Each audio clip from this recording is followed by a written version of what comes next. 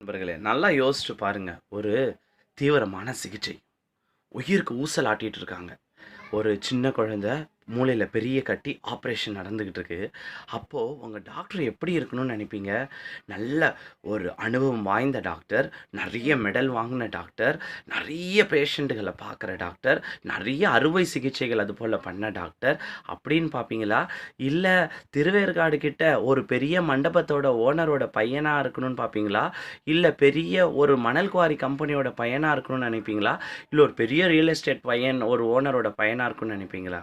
யார்ட்ட போய் ஆப்ரேஷன் பண்ணிப்பீங்க? எவ்வளோ ஏழையா இருந்தாலும், அந்த டாக்டர் ஒரு திறமைசாலி.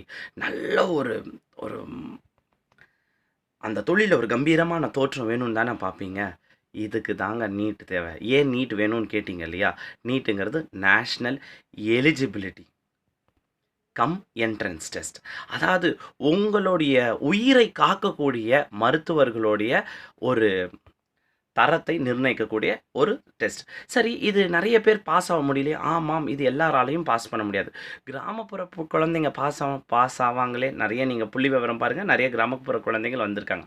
படிக்கிற குழந்தை எங்க இருந்தாலும் படிக்கும். ஆமாம், அதுக்காக நம்மளுடைய கல்வியோடைய தகுதிய மேம்படுத்தணும். அதனால தான் இந்த சமச்சீர் கல்வி பத்தாது. நெறைய சிலபஸ்ல முக்கியமான போர்ஷன்ஸ் எல்லாம் நெறைய வைக்கணும். அது கவர்மெண்ட் ஸ்கூல்லயே நம்ம செய்யலாமே.